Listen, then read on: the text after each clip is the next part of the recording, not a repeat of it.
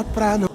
Olá, estamos de volta para bater esse papo bastante interessante aqui no Teologia com a Linguagem da Gente. Estamos finalizando essa sequência de A Bíblia, o GPS de Deus. E, para tanto, esse último bloco, nós escolhemos um texto, Hebreus capítulo 4, versículo 12, que falamos no anterior, que a Bíblia, 4:12 de Hebreus, diz o seguinte: a palavra de Deus é viva, porque a palavra de Deus é viva e eficaz e mais penetrante do que qualquer espada de dois gumes, e penetra até a divisão da alma e do espírito, das juntas e medulas, e é apta para discernir os pensamentos e intenções do coração. O seu Shed, no seu comentário, diz o seguinte, que sendo viva, ela concede vida àqueles que estão mortos. Também, sendo eficaz, ela transforma o ouvinte fiel. Então tem que ser um bom ouvinte, crer nessa palavra exposta, para que ela possa de fato ser eficaz, funcional na nossa vida. Terceiro, ela tendo dois gumes, ela corta para quem fala e corta para quem ouve. Ele usa um termo aqui muito legal.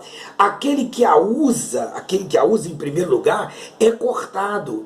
Em seguida, ele diz aqueles que a recebem como seu ministério, ou no seu ministério, no seu serviço, na sua vida. Então, dois gumes, corta para lá e corta para cá.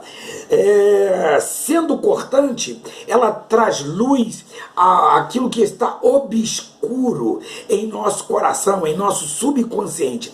Aquilo que muitas das vezes eu nem percebo, está oculto. Por isso Davi orou certa feita, lembra? Senhor, expurga-me dos pecados que me são ocultos. Tira de mim aquilo que nem sei se pratiquei ainda. E por último, sendo apta para discernir os valores dos homens. Discernir. O que é discernir?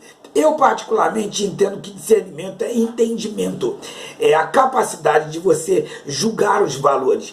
A Bíblia tem esse poder, e ela agindo em nós vamos repudiar os valores do mundo, do pecado, do diabo, e com certeza abraçar os valores do céu, da palavra e da eternidade. Então, nesse papo, eu falei sobre a fraqueza dos púlpitos, a simplicidade que muitos têm, a inocência. Vamos chamar isso aí de estado romântico, que muitas das vezes nós tratamos o texto, que gera uma série de falta de compromisso. E aí eu falei da ilustração do pastor que chegou na casa de uma pessoa e viu que a frieza daquela gente é porque eles tinham abandonado a palavra de Deus. Consequentemente, eles foram colocando de lado também a comunhão. Bem, a história, eu gostaria de elencar agora, nos apresenta um grande número de personagens que temeram, que valorizaram a lei, as escrituras, os oráculos. Você tem tantos termos que você pode ver mandamentos, estatutos, como palavra de Deus. Os patriarcas, os juízes, os profetas, a figura de Jesus, Paulo, e Pedro representando a figura dos apóstolos. Depois nós vimos Agostinho nos primeiros 400 anos da igreja. Idade Média nós vimos a figura de Tomás de Aquino. Depois nos pré-reformadores, Savonarola, Wycliffe, vimos John Hus. E depois nos reformadores a gente viu dois ícones que dispensam comentário, que foi Calvino e Lutero. Lutero como pai da reforma e Calvino logo a seguir. Gente que valorizou a palavra maravilhosa de Deus. Nós julgamos importante todas as falas, mas eu comecei falando sobre Josué capítulo 1, versículo 8. Medita na lei, nas escrituras, dia e noite, para que tenha cuidado de fazer tudo quanto nela está escrito. Então é a Bíblia, o seu GPS, a sua bússola, aquela que vai levar você para o destino. É o mandamento, é o mapa eterno, é o mapa divino para você viver nessa terra. Jesus baseou-se nas escrituras, e eu disse que todo o tempo de vida ele usou para testemunhar acerca do seu ministério, para vencer os ataques do diabo no deserto, para defender a fé diante dos escribas, saduceus, fariseus, preparou o discípulo para a formação do colégio apostólico e, por fim, Jesus vai falar ou detalhar esse retorno do Pai. Inclui-se sofrimento, morte, sepultamento, ressurreição e ascensão. Eu gosto de João 5,39, que ele diz: examinai as Escrituras, porque cuidais ter nelas a vida eterna, e são elas que de mim testificam. Interessante que na mesma pegada, ou nas mesmas marcas de Jesus e dos apóstolos, veio a igreja primitiva, que nada mais é do que o primeiro colégio apostólico implementando os ensinos de Jesus. A partir do Pentecostes, eles começam a ensinar a Escritura. Atos 2 vai dizer que eles perseveravam na doutrina, nos ensinos dos apóstolos, naquilo que as Escrituras diziam, e na comunhão, e no partir do pão, e nas orações. Paulo ensinou os líderes das igrejas nas quais ele plantou, na Ásia, na Europa, e o valor das Escrituras. Chamou a Timóteo quando estava indo lá para Éfeso, e de fato ele iria preparar toda uma liderança, um colégio de presbíteros. Ele disse: procura apresentar-te a Deus aprovado, como obreiro que não tem se vergonhar, mas que maneja bem a palavra da verdade. E ele diz ainda: porque tudo quanto foi escrito dantes, foi escrito para o ensino, foi escrito para ensinar, para que pela paciência e consolação das Escrituras tenhamos esperança. Romanos 15, versículo 4. Pedro ensinou que as Escrituras é a fonte para crescer na graça e no conhecimento. 1 Pedro 3,18. Em seguida, ele diz que essa Escritura é tão valorosa porque ela procede de Deus, ela é divinamente inspirada. E esses homens eram santos e falaram movidos pelo Espírito Santo. Nesse ponto, é bom que se diga que desde cedo, desde sempre, podemos dizer assim, ou desde do primeiro século, o credo apostólico até Martim Lutero veio balizando e tentando levantar ou motivar ou aconselhar ou encorajar pessoas crentes a viver pelas Escrituras.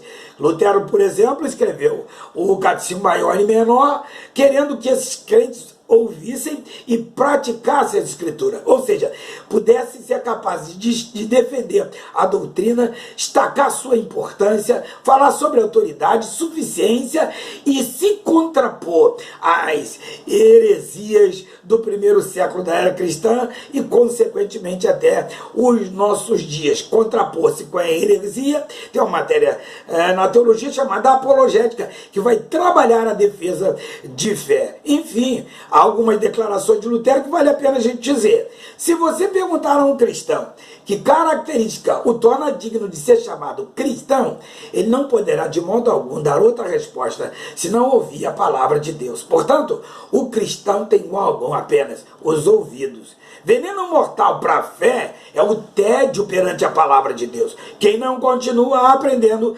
desaparece como cristão. A palavra de Deus impele a que os homens treinem nela. Depois nós tivemos a Confissão de Westminster, que é largamente usada pelos presbiterianos ou calvinistas, e ele diz o seguinte: o protestantismo histórico aceita as Escrituras como a única revelação escrita de Deus. Elas são infalíveis, verdadeiras em tudo que afirmam, são suficientes e contêm tudo o que é necessário para a salvação e a vida eterna. Ela é a voz de Deus no mundo e não está sujeita a pessoa ou grupo, por mais nobres que sejam. Veio também a Confissão Belga, que nós vamos não citar apenas, entre outras confissões, e recentemente, podemos dizer nos últimos 150 anos, a confissão, a Declaração de Fé das Assembleias de Deus, que é largamente usada pelos pentecostais. Cremos, professamos e ensinamos a Bíblia Sagrada, que a Bíblia Sagrada é a palavra de Deus, única revelação escrita de Deus, dada pelo Espírito Santo, escrita para a humanidade, e que o Senhor Jesus Cristo chamou as Escrituras sagradas de palavra de Deus, que os livros da Bíblia foram produzidos sob a inspiração divina. Toda a Escritura foi inspirada, soprada por Deus. Escreveu o apóstolo Paulo ao seu filho na fé, Timóteo, que a distingue de qualquer outra literatura. As Escrituras sagradas são de origem divina, segundo Pedro, porque a profecia nunca foi produzida pela vontade de homem algum, mas os homens santos de Deus falaram inspirados pelo Espírito Santo. Querido do Senhor, precisamos concluir entendendo que nós somos, de uma vez por todas, o povo do livro. Entenda isso, você é o povo do livro. Talvez não seja chamado de Bíblia, mas você é o povo do livro. Conta-se que um bibliófilo, nos momentos de sua vida, surpreendeu a todos com uma insistente petição: traga-me o livro. E chamante dos livros, principalmente os raros, preciosos, possui uma grande biblioteca, deixando seus filhos confusos ao redor do seu leito de morte. Que livro, papai? Então, os filhos lhe trouxeram várias obras de gente famosa, como Ernest Hemingway, Leo Tolstói, Shakespeare, mas ele respondia teimosamente: não é esse, traga-me um livro. Após diversas tentativas frustradas, seus filhos lhe disseram que não podiam cumprir seu último desejo. Ele então, esforçando-se ao extremo, esbravejou: ora, vocês não conhecem outro livro? Vocês conhecem outro livro além da Bíblia Sagrada?